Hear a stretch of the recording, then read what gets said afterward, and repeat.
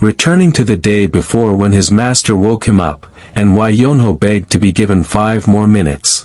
It was just that his master urged him, and Wai Yonho was truly exhausted even though he would definitely obey after those 5 minutes passed.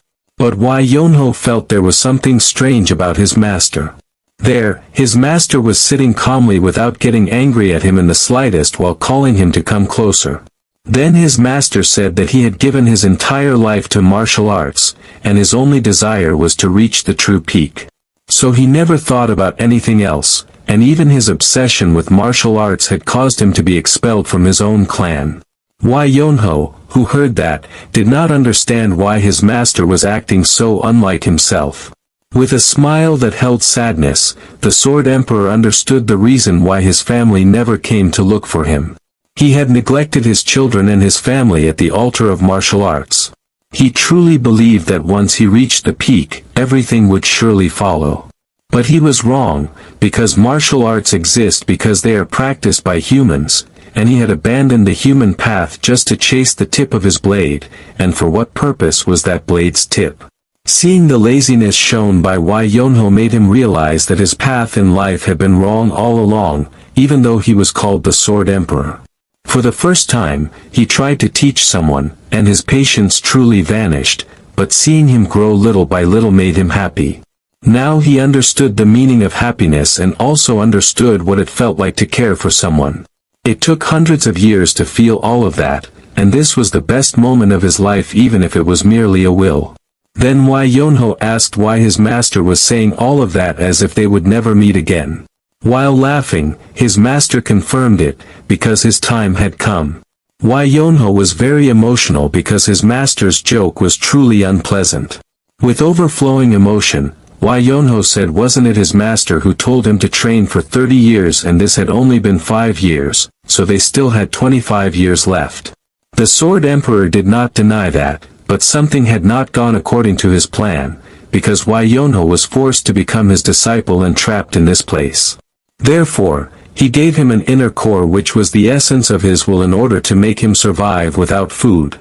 Although it was simple and easy to do, now his power had dried up, and this was the time to part ways. Wai Yonho truly could not accept it, and if only his master had said that from the beginning, he would have gone out to look for food and would certainly have returned to train with him. But his master doubted that, and it was possible that Wai Yonho would truly leave this cave, because he was the ultimate slacker. Even though he was an annoying disciple, the Sword Emperor did not regret it, and for the first time he truly felt alive, and hoped to see him explore the outside world. With his own eyes, he believed Wai Yonho would reach the peak out there and would create his own history through the path he chose. As a master who had lived hundreds of years, he did not want Wai Yonho to repeat the same mistakes he had made. Where he did not need to kill his humanity, because a human's happiness also lies in the people he considers precious, not only focusing on fame and strength. Even though the world had forgotten him as an old man from the past, he did not mind now. Because with Wai Yonho's swordsmanship and martial arts, he would always live with him. He would continue to live within his soul, and that was more than enough for a good ending for him. In the midst of that conversation, Baek Muhan began to disappear slowly. Wai Yonho, who saw that, begged his master to give him at least one more day because he had never treated him kindly. He was truly overwhelmed with emotion and his chest began to feel tight. But all of that was in vain because his master had disappeared forever. Wai Yonho cried over his departure, and if his master had told him earlier, he surely would have spent that time like a disciple and teacher who loved each other. Returning to the moment Wai Yonho left the cave, Wai Yonho's expression suddenly changed when he saw the last message left by his master. The expression of sadness had turned into anger because his master had written something that would torment him again. Wai Yonho kept shouting why his master didn't just leave peacefully. Inside Wai Yonho's robe was written an extremely important and dangerous message. Where the martial art he had learned was actually incomplete, because Baek Muhan knew Wai Yonho would stop training, so the Sword Emperor implanted a mechanism inside his body. The inner core he gave to Wai Yonho allowed him to grow on his own without training, but technically becoming strong without any effort would have its own consequences. If Yonho did not strengthen his body to contain that power, then the power inside him would destroy his entire body until it exploded, which meant death. In short, Yonho must not be lazy, and he must continue training and sharpening his physical abilities as well as gain enough experience. Although it sounded dangerous, the Sword Emperor actually did not want to let Yonho spend his time in a corner of the world being lazy, and he had to explore the world until his name became great and unbeatable in this world. Not only that, his master even told him where he had to go, because there he would obtain something. Initially, Yonho wanted to just go straight home and spend his time in his room, but his plan had changed. Then he gave his respect to his master, because meeting him was a delightful yet annoying destiny. He also hoped his master would never wait for him, because that was his final respect since he was too lazy to return to this place. After Yonho left, suddenly his master's energy began to gather again. Unexpectedly, the old man had not disappeared, and he continued laughing because he managed to prank his disciple.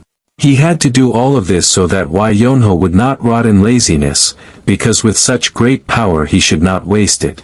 Even though Yonho was lazy, the Sword Emperor saw him as the most genius talent he had ever encountered, because in just 5 years he managed to master his martial arts. The Sword Emperor did not deny the joy and happiness he felt with Yonho.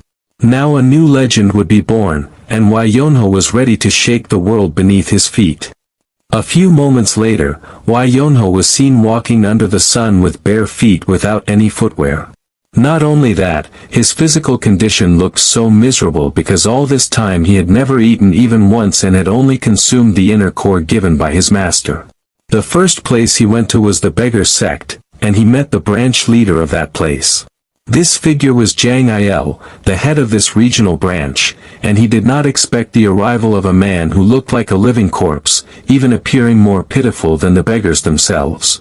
Yonho then stated his intention, where he had several questions because the beggar sect was known as the people who provided information, and before answering, Jang Il asked whether he had money. Even though the man before him looked more miserable than his sect members, information could not be given for free. Jang Il could also hear that his voice was still young, but his face looked like he was 50 years old, and Jang Il had also seen various types of beggars, but he was truly the most pitiful. Then Jang Il emphasized that although they might share the same profession, business was still business, and everything had to proceed as it should. However, Yonho was rather reluctant to be called a beggar because he was not like that, even though his physical condition was like this. Jang Il remained stubborn because he would not help him if he had no money, and as fellow beggars, he should quickly get to work.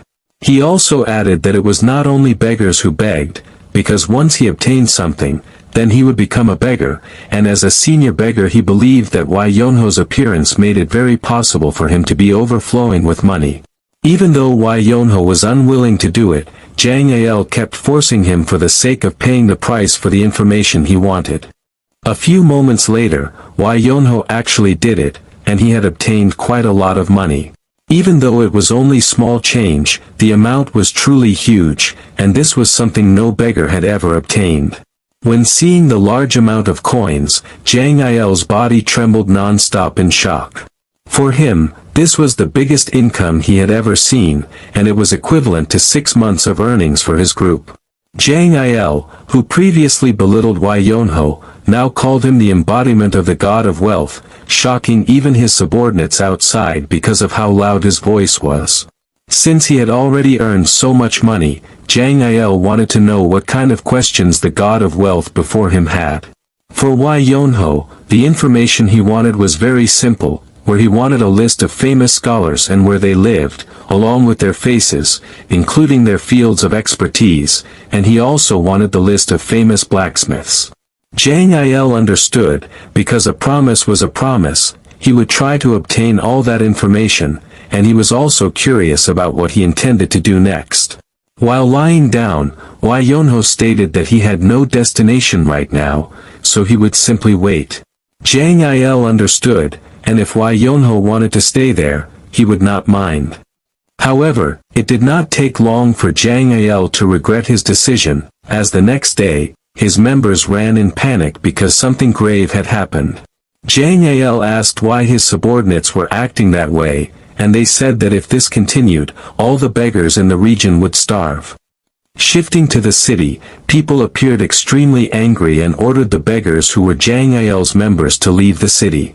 Jang Al also ran over to confirm the situation his subordinates were experiencing.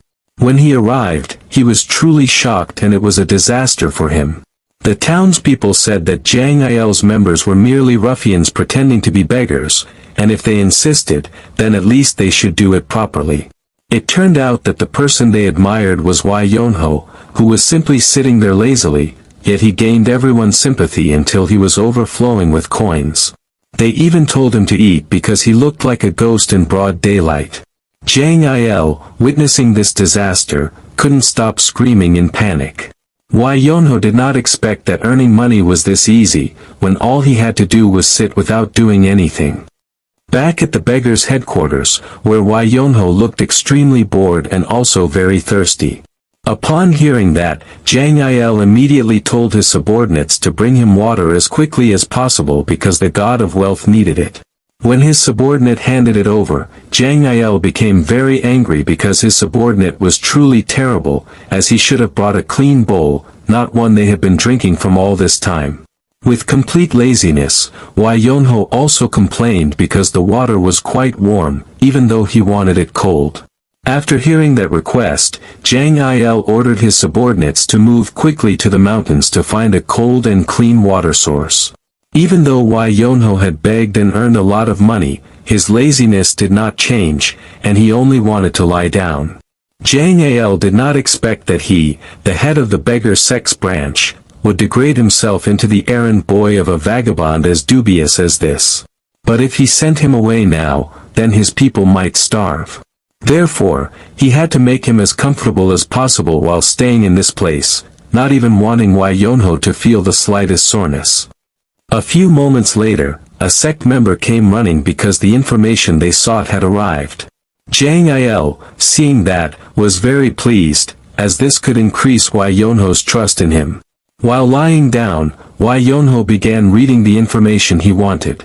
However, he was quite disappointed because this could not be called information at all, and it was far from what he needed. Then Jang Il checked the information himself because he had to understand the reason behind Wai Yonho's disappointment. Jang Il did not deny that those people made things difficult because the information was truly terrible, and no wonder Wai Yonho was disappointed with the results. When Wai Yonho decided to leave, Jang Il tried to stop him because he could not let his source of money disappear. Jang Il had never seen someone so lazy, to the point that he even needed to be pushed just to walk, and the reason Jang Il did this was to take him to a place where he could obtain the information he wanted. A few moments later, they finally arrived at their destination and immediately met the person in charge there. The girl did not expect a cunning wolf like Jang Il to show up without sending his underlings. This girl was Gui Nang Nang, the liaison branch leader between the Hao clan and the beggar sect. Wai Yonho, hearing that, did not expect Jang Il to have such a nickname, when he looked so useless. He could barely hold back his laughter because the nickname sounded ridiculous, when he was just a beggar. Even though Wai Yonho kept laughing at him, Jang Il ignored it and immediately stated the reason for his arrival, to obtain information. Gui Nang Nang had never heard of a beggar sect branch leader coming to the Hao clan to seek information, as the two factions were sworn enemies. Jang Il did not fully agree with that, because it was not he who wanted the information, but he was merely escorting a client. However, Gui Nang Nang simply could not believe it, even considering that Jang Il's way of lying was extremely bad. How could she not, when the so-called client stood out so much with a body like the most pitiful beggar of all? Because of that, Gui Nang Nang assumed the beggar sect was trying to provoke her, and she immediately asserted that she would not sell any information to the beggar sect. Because the situation was no longer going smoothly, Wai Yonho intervened and stated that he was not part of the beggar sect. But Gui Nang Nang turned back at him because she did not want to be toyed with, while reminding him that the Hao clan also had dignity that must be upheld. Then Wai Yonho said something that made Gui Nang Nang stop in her tracks. Wai Yonho had heard that the Hao clan was a professional intelligence agency, yet she did not even know whether he was part of the beggar sect or not, and the rumors about them were apparently just exaggerated nonsense. Hearing that, combined with Wai Yonho's irritating expression, caused Gui Nang Nang to lose her patience.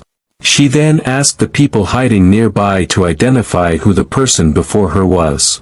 However, the intelligence agents did not know him, but they were certain that Wai Yonho was not part of the beggar sect because they knew everyone in this region. This made Gui Nang Nang extremely annoyed, but she could not deny what Wai Yonho kept saying to belittle her. With a sly smile, Wai Yonho said their information trade should continue. But Gui Nang Nang laughed while holding back her anger, and she refused to sell any information because she was already too irritated with him. Although her words sounded like she was driving them away, Wai Yonho still tried to open his eyes because he was extremely lazy, even forcing himself to move his mouth out of laziness, saying that the Hao clan was truly pathetic. If the branch leader had such a temperament, being that unprofessional, then the Hao clan would surely fall apart. Gui Nang Nang immediately told Wai Yonho to stop talking if he valued his life. Even so, Wai Yonho refused to obey because what he said was a reality that would at least happen in the future. The veins on Gui Nang Nang's neck and face were already at their limit when Wai Yonho called her "angry miss," a form of address that made it sound like they knew each other well. But Wai Yonho remained relaxed because he did not know what made the girl so angry, when he was only saying what he saw.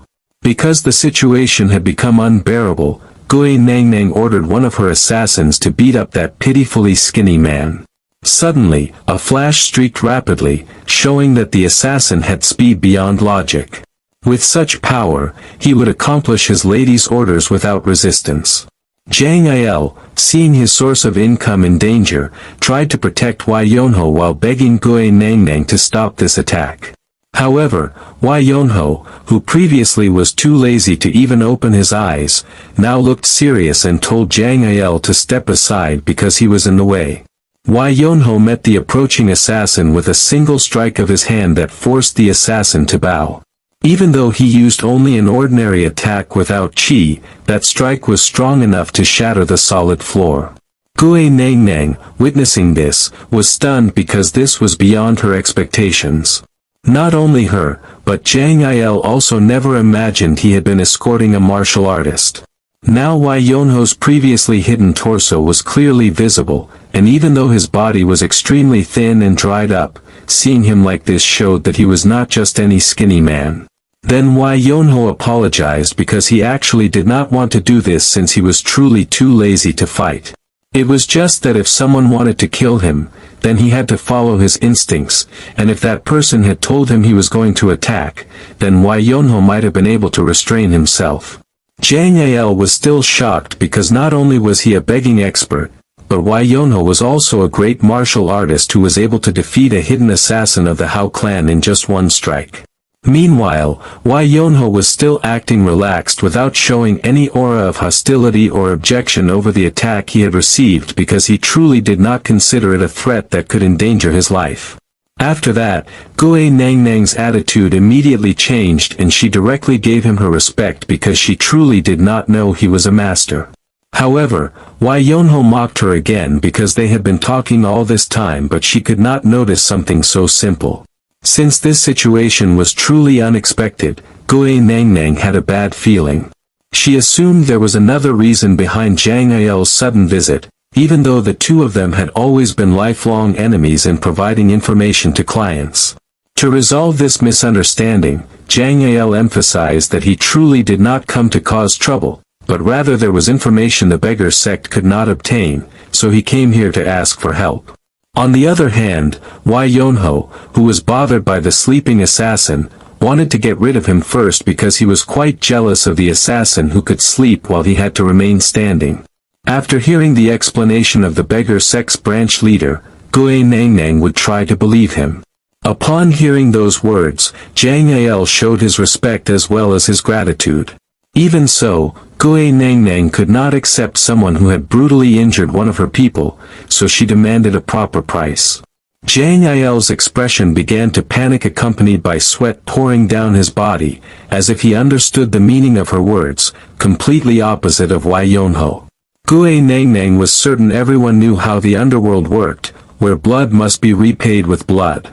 Therefore, she ordered her 4 shadows to show the rules of the underworld, and all these people were skilled assassins who were only summoned when targets had to be executed.